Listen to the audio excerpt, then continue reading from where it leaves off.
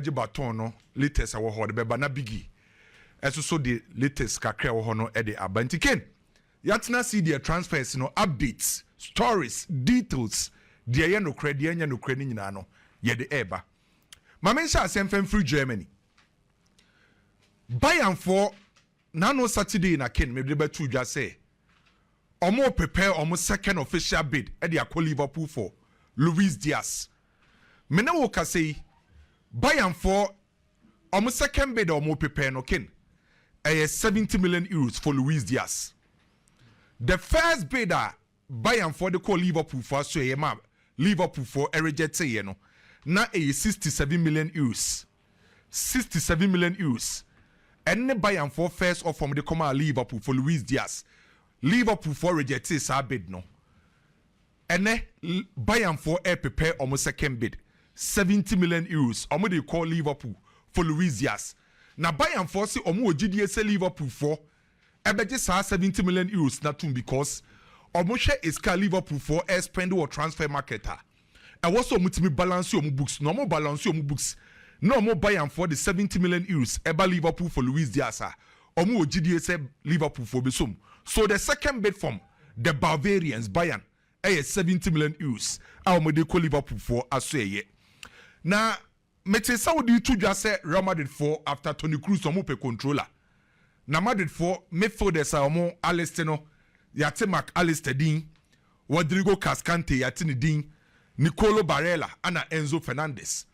Sa for midfielders we yate omo din say Real Madrid for so beti benyamu baako amena ba be mfimfio no the control e dia ba. Na kini hwehwe mu a eba no. Madrid for say no omo pese omo betis ka kese ehu bia sa for now because omo nya nton kese na sa 4 players no mudi beto dwa no omo hu ne se Rodrigo Cascante a o si akan de Manchester City no ne contract enche bia beba wie 2027 Manchester City for person omo renew Rodri e contract e de ma no se omo renew a ebema o kopenan ehun be yedin because that time na years ni bi wonanim so say Real Madrid for pay controller among 4 players ne de obeka say omun kotues ka kese pan ebe ye Rodrigo Cascante because of ne contract duration no 2027 na no na yese Real Madrid mpanyimfo ni bi so ka say da bi because project no more Real Madrid for ba be no e was a project na the next 3 to 5 years project Rodrigo Cascante e was 29 years enche bi okwa 30 years. And it's a project for the next 3 to 5 years, no. A bad day for Rodri so betima fitting in because of the age and only 30 years, no. And almost says player, Obeka say age one aside, no. Enzo Fernandez. Among the 4 players, I say Real Madrid for a short list, no. Section of Real Madrid for board no say player age one aside. The next 3 to 4 years, Obetima be share Real Madrid team him. I'm ometima build this project, no. Enzo Fernandez. Now Enzo Fernandez, no.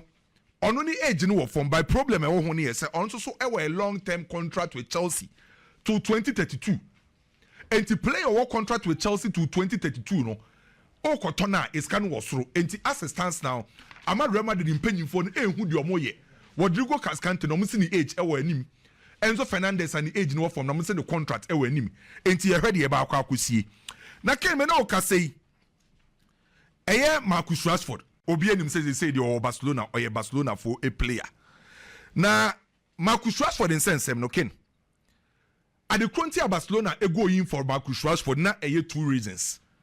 The first reason Barcelona go in for Marcus Rashford, Barca decided say omo sign a winger more than 60 million euros. And omo share available options no. Luis Diaz next can was through. Players omuko ni nyina neska no wosoro de na obeka say relatively make economic sense edema Barcelona Marcus Rashford ana yese Hansi Flick e ka che Barcelona fo mpanyimfo say on pesa obetwen biem because pre-season ne be chase enti animu ya no fa Marcus Rashford mbra say nya player bi a eska no ntimi ngotua nkofa Marcus Rashford mbra so the reason why Barcelona go in for Marcus Rashford say Barca no mpesu metua players more than 60 million euros ana Hansi Flick e ka che say fa winger ne embrantem no mfa nkwa ni pre-season and the reason why Marcus Rashford obeka ya Fenerbahce ko Rashford Juve ko hu Inter ko hu na yɛsɛ Marcus Rashford ɔyɛ smart ohun sɛ Barca ntimi mfa Luis Diaz enti ɔka kyerɛ ɔmo pɛ Marcus Rashford nyina na yɛsɛ ɔka kyerɛ Fenerbahce Inter ana Juve sɛ mun hold on because owogidi yɛsɛ Barca ntimi nsan Luis Diaz enti ɔno ankasa nya abotrɛ de ma ne ho ana deɛ ɛtɔ so yɛsɛ Marcus Rashford ɛka kyerɛ ne nua bɛrima na ɔkɔhyia Adeko no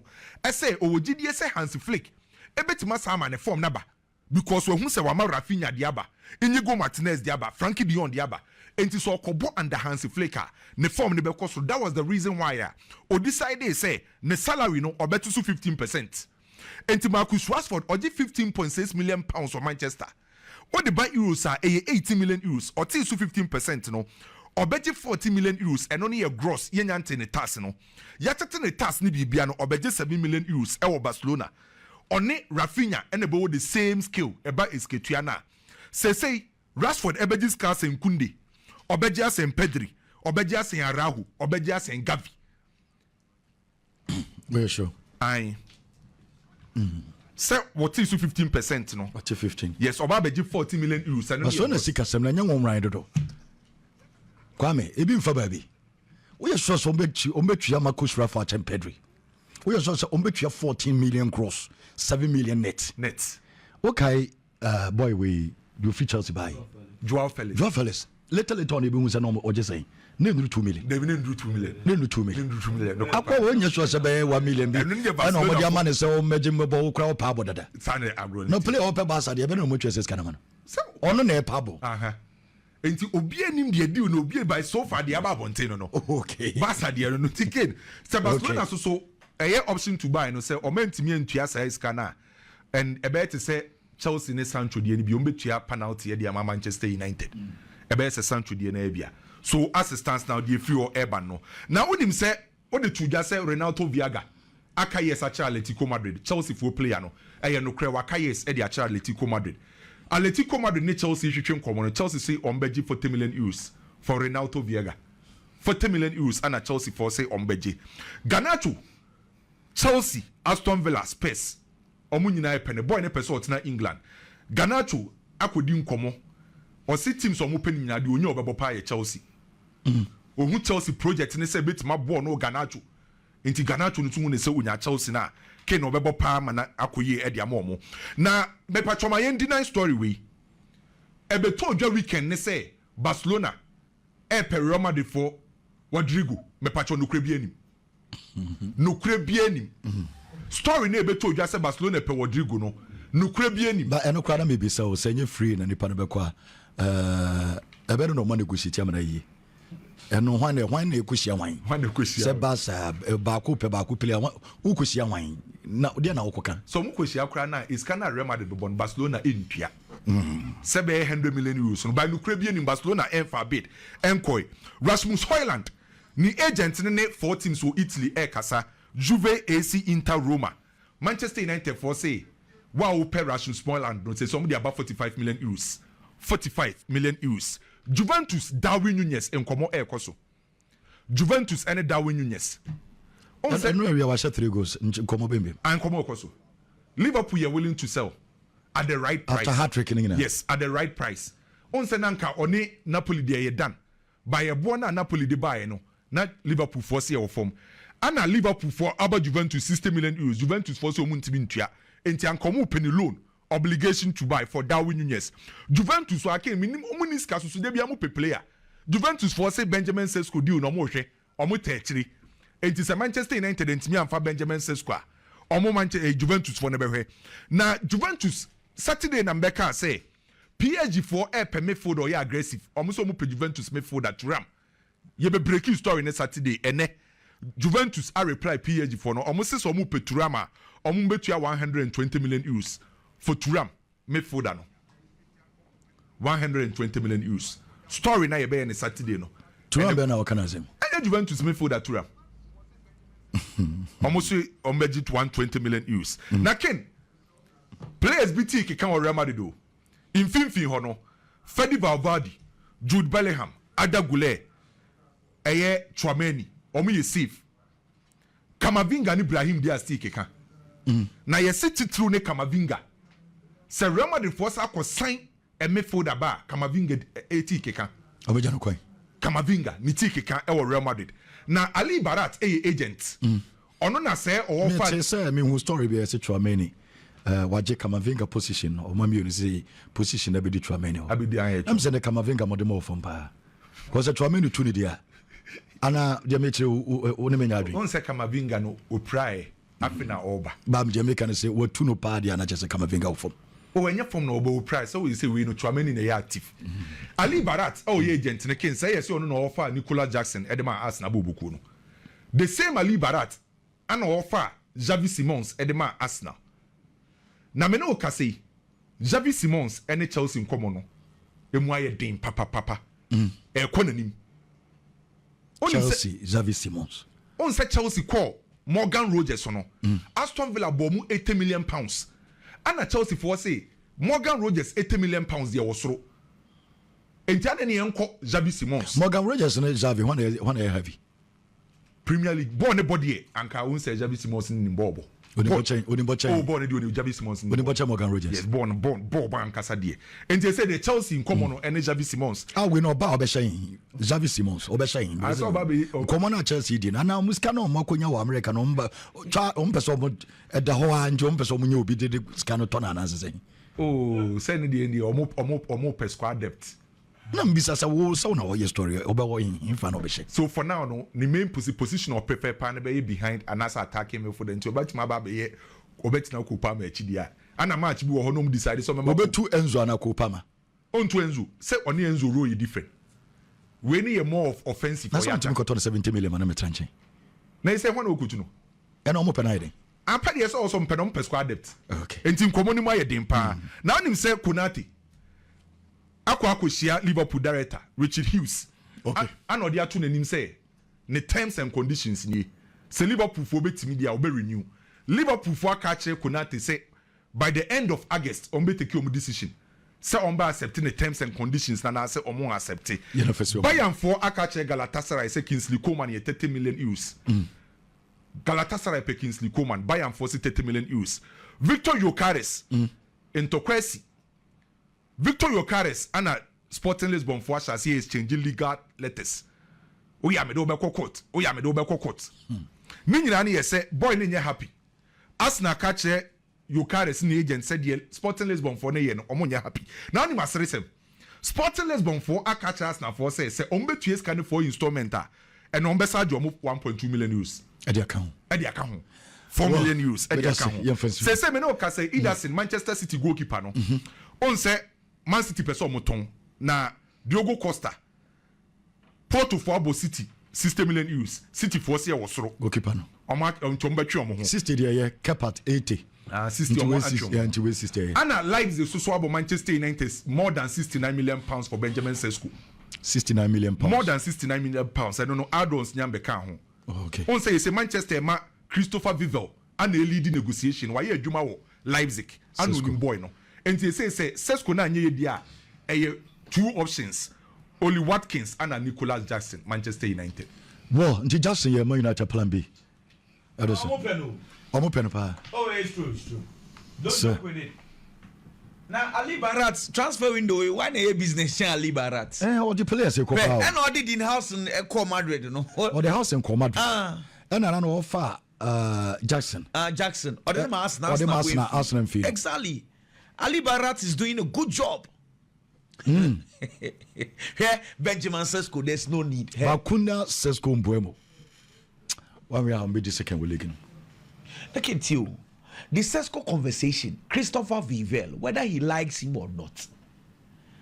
RB Leipzig for say 90 million euros. Or pay the release clause of 80 million euros. Sanya sa. Now Benjamin Sesko, why na kon home first? Mikel Arteta ni priority Benjamin Sesko. But Sikana Leipzig for no. It is not a matter of Menena Kasami ni Benjamin Sesko. Uni Benjamin Sesko. A boni is go and pay. Transfer no send ni many sike kakono. Say Benjamin Sesko no kra kwame. Wo kon ho a ombeto buo no mu. Say. Na Sesko ni mbobo nchan ugu eketeke. The last 2 years why na abobo. Bundesliga 2 years in here. Na Liverpool cover 90 million. 91. Take it energy. And nothing I may say Victor Jokeres and won't. Some boy no only agents Hassan second time omunye serious bako. Omna say boy any deal. Someone who scored 54 goals just last season. 54 goals. My boy will lose value. Say 63 million euros. This 63.5 no more discussing. Such a player. Abra, look at the market. What they share? Plus name move on. Who go take where you faha a bonnet you're saying. No, Omama Joker is lose value to the extent as they say. As a boy, any moment they are desperate. You. Media. Chelsea somebody kid. Chelsea for Conference League, you borrow no money 15 million pounds.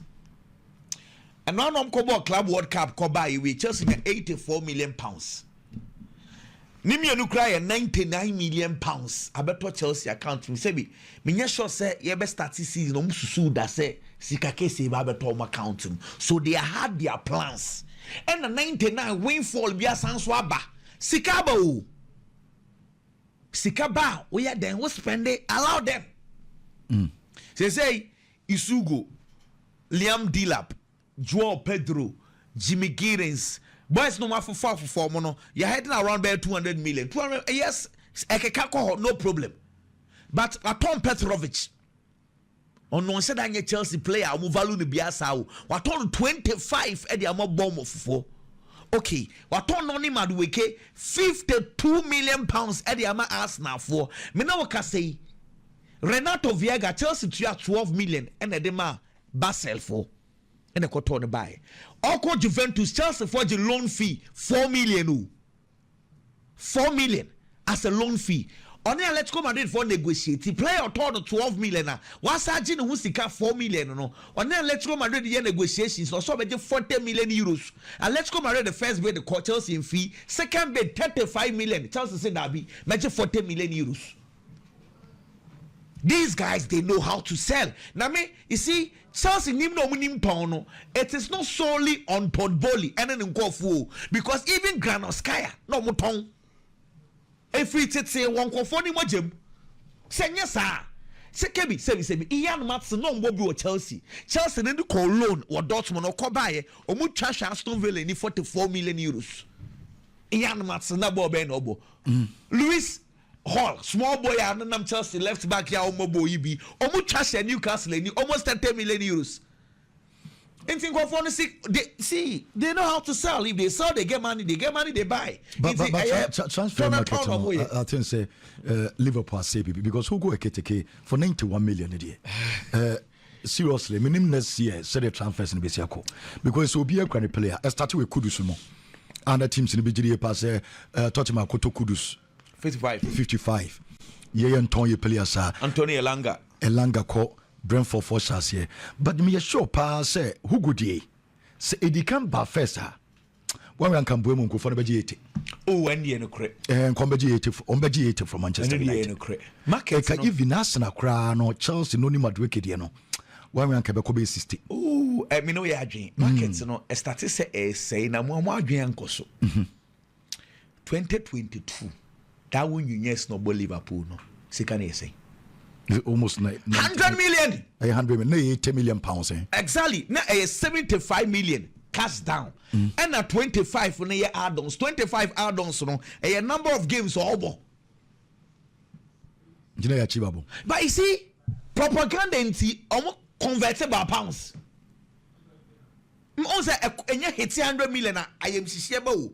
The reality was there was 75 million euros. Add-on said 25. 25. The more he plays, first 5 games, 10 million pounds. 10 and I was also bought sister games are 10 million. Into games not what was so sa. It's okay, can't total package in Bomwa. Now 100 million. 2022. 3 years down the lane. Say and there down you yes na quarter 100 no. Until omumu. Amfa. Now they are going for another striker, 91 million euros. Markets they say. Column one be bought 1 season. Ewo Frankfurt. PSG to 95 million euros. Markets they say ache. I say ache. Drink ba when they can. deɛ tiɛ ne sɛ Marcus Rashford ne Barcelona deɛ no wɔn me wɔ issues mmienu bi raise kakra. First, the business aspect of the conversation, and the second one, no, your footballing aspect. Now, you call the business aspects na kakra because when the Kwame raise issues, be or what? Kwame, in many being so kakra. Joao Felix, Oko Chelsea, loan. Boy, they insisted so budget £10 million a year. Two. About Barcelona, na kwebe whining salary ni so almost £346,000, 346,000 euros. Then do 400,000 euros mpo and obeji wabasa. Swampa said Barcelona, what they are doing today is to make sure so a wage bill no be cut so meboa. What say Barcelona bet ya over 12.6 million euros at the Ama Marcus Rashford. A year, play over bets na bench. Na some ya okay. Why the bench some way? That's the figure, sir. So I feel people are not interpreting the word, the figures right. Because still, first of all, loan plus obligation. Yeah, the penalty shame. Example: Jadon Sancho to Chelsea.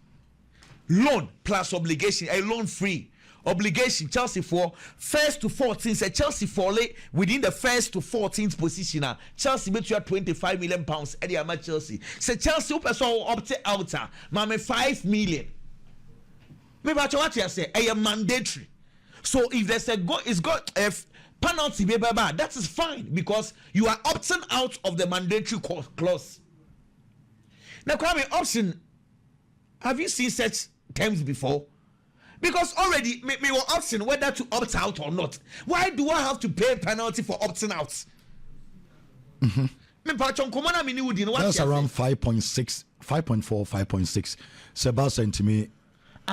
Season about we no more Rashford and sign qua. Penalty. 5.6 million in 1 year. It's not make us now it's you because you say a mandatory there. Everyone understands because you are opting out of the clause. You need to pay penalty. But some could tell optional. Option Ben have to pay penalty again for opting out. Yes, the deal. I mean, when you say a main deal, how my year for some between 30 million. No. Internet make sure say any money be a maybe someone don't confront yes ye.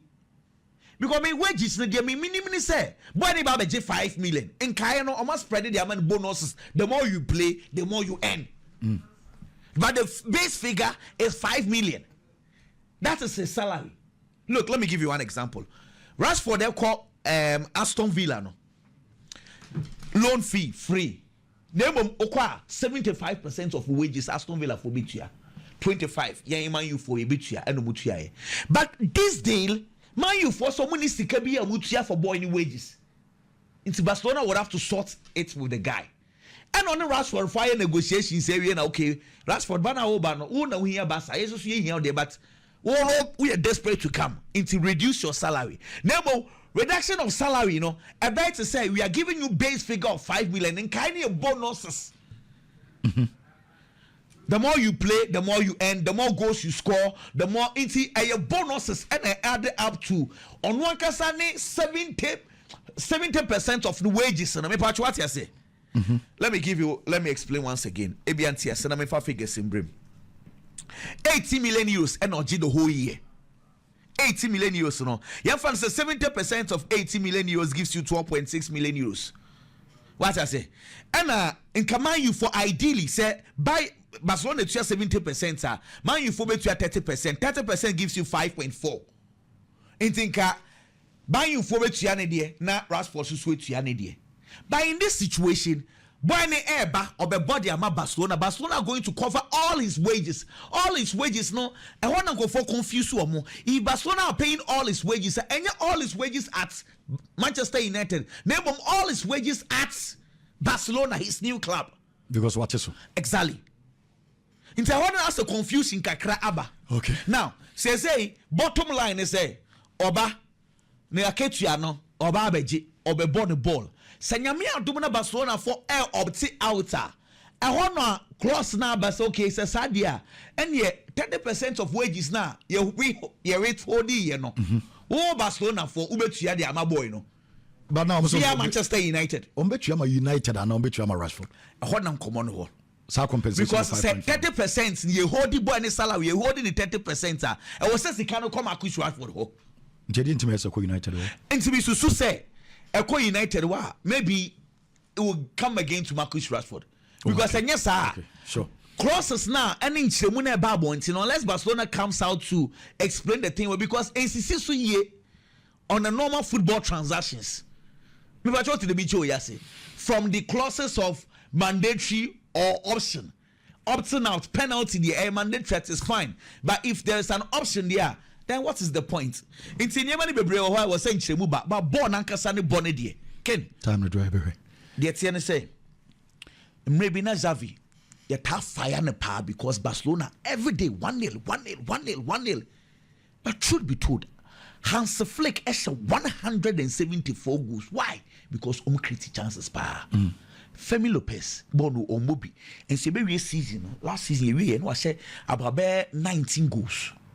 Into Barcelona, a team says, yeah, even from the bench, we are clinical, also goals. Say the benchmark is what Ferran Torres did. 19 goals. Wait, Barcelona who he has skills, especially Rafinha plays because Rafinha he's known and he's been being praised not for his skills, and for the work rate. Obetimi ashado do say this season. Ken ejina korano so because Barcelona be create chances na dia ma. But Rashford go show. Oh, since on say Rashford no, the problem ain't your goal scoring no, the problem your consistency. Like I said, Joao Felix, goal scoring it is no issue. He needs to be consistent. He needs to work hard because Rafinha on your skillful. And so you body because his work rate is excellent. Marcus needs that kind of work rate. And again, the benchmark is Ferran Torres. Gets his number of goals. So goals now Ferran Torres. At least we be 18, 19. Timmy but 20 chances no more creating over 170 goals. Last season, not just a Nyagro. Rashford into me, my 20 from bench. So, Babanam Kufabre. Now you're about to know Akobashi, 20. On to me. And I'll be no much 4, 3. The Marcus Rashford I know, ever trying the best as a player. Marcus Rashford, in terms of talent, will be trained. Ferran Torres, Fermin Lopez.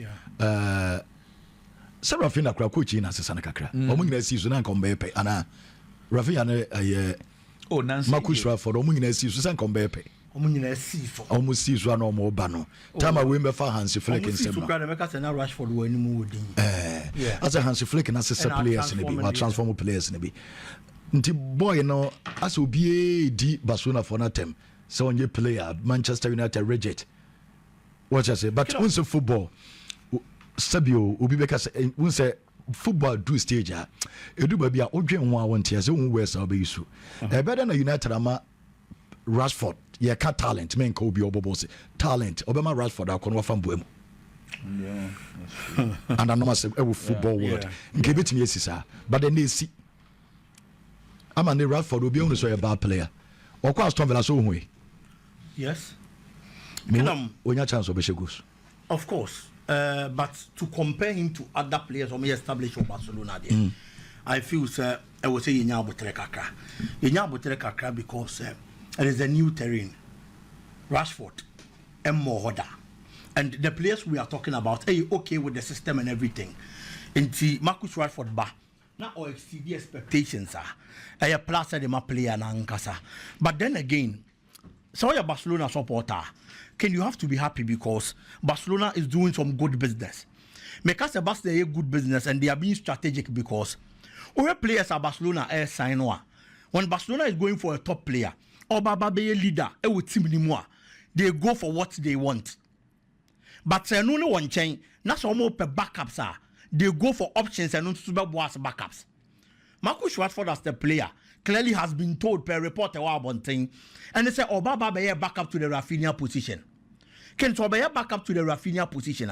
Your signings be a Barcelona. Now I'm fan to Tom say a year and I say a year. Marcus Rashford and then Ronnie Badji. Can say, oh, your team now build the team now we established players already. Oh, call for backups. Backups no there was a way in pain be especially in the Barcelona situation. And it's a OBP player or yeah experienced. Now looking at opportunity now with the man no. Or you pleased with the opportunity. Now Kobasa out the bench compa on complaining. And also be a young player. Only ding. You happy so no so when you such a big opportunity in the club or Baba be Remno. It will have Ronnie Badja. He's just 19 years. 19 years. Onyam born through the level. Player friend say Lami Yamao. Lami Yamao Badji ni ding. Do or you young. Ronnie Badji and Uni Chino.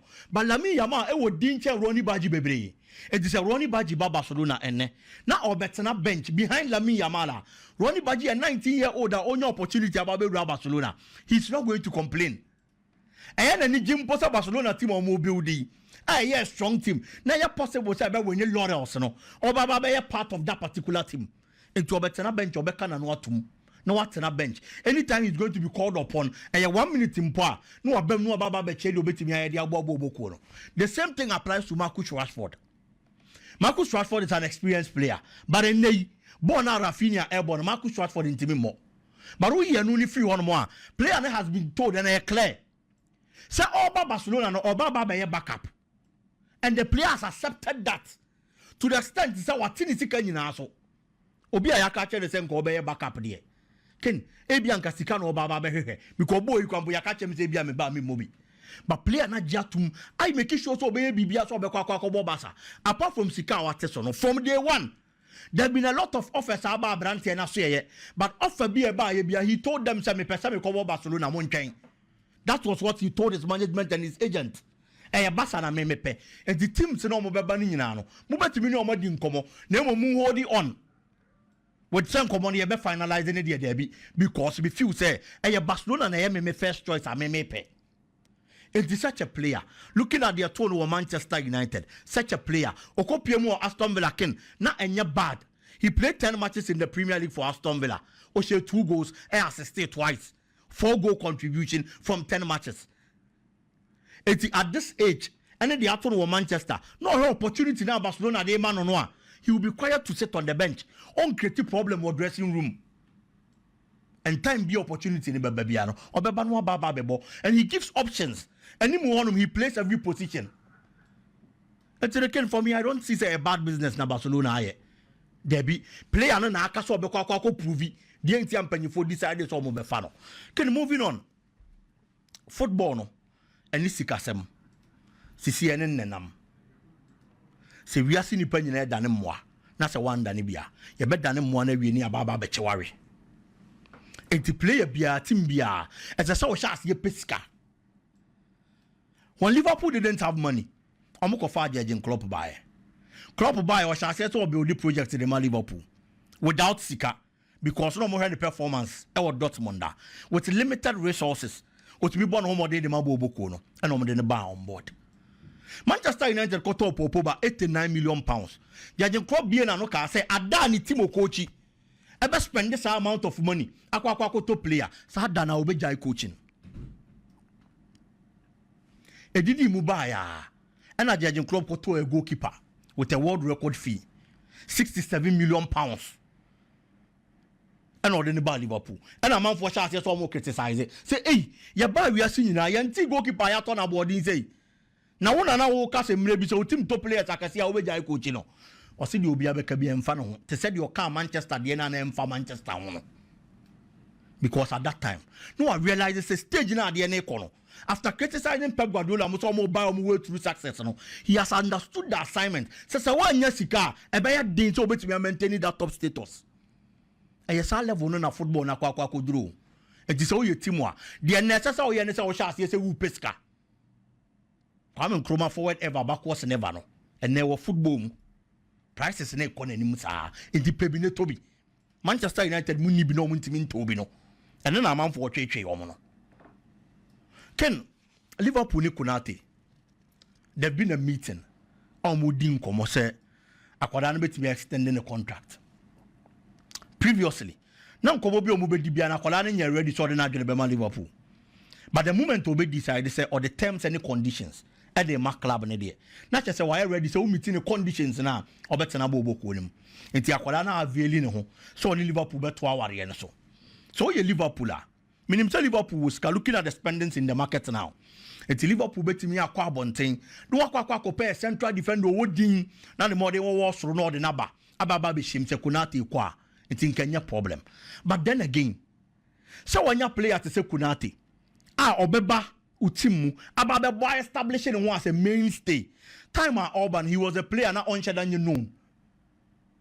No one fete that top central defender status.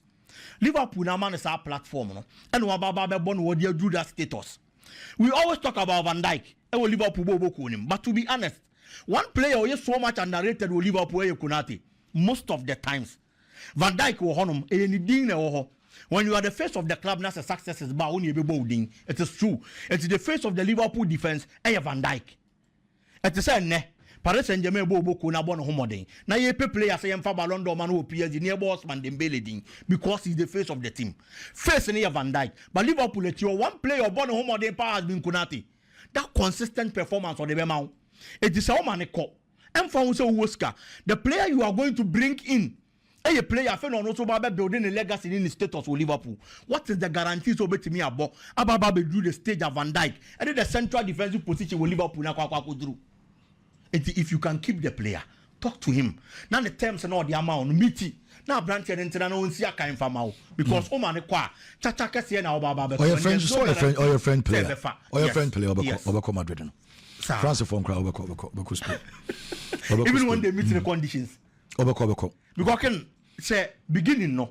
And on person be extended no more conditions be but once our more conditions in the next affair no umiti conditions that's way we obro so obro dia house and so na of course that's house and so be dia chen e wo Real Madrid obeji dia chen bebre ane dia obedi dia chen obedi dia ne be bro no so bebre so what you say so we ni go Martinez we ni bonchen we Debbie Pago ba so do Konate Debbie omo ngina ni di nchen sisi uzo mo ya heavy ana Omba unze nkofo so mo heavy omo ye top players onko Spain said you omo jeje ne so ka ho omo ye den di omo jeje na se wo je league nko ana we mo kubazi mo maje do ade foforo bi ana can the hype around those players and so you different the kind of team na Liverpool build and the omo person omo ye should they win the Champions League any idea it puts you there your team be one Champions League go do semi final money ya odi ne beba so ebeba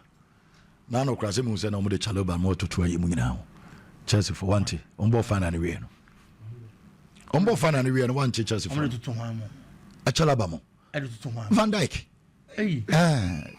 man yeta one so ball pass be ugina chiro jebo free PSG for nse no ball pass Chelsea for mo so on the yin na epe on Van Dijk ye no abi na boy na ye omunya bat nti bon sa neti team na obona wa won dia Rudiger akwaje sure and we jab on boy top player nti France ni obeko ya da obeko omo ye ne da obeko omo modidi omo nkoma wi why kwa mo de say de omo park se fo mi no mo gina chiro na omo de omo bo okay me boss we sisi ya me wo kotoko nsem bi wo na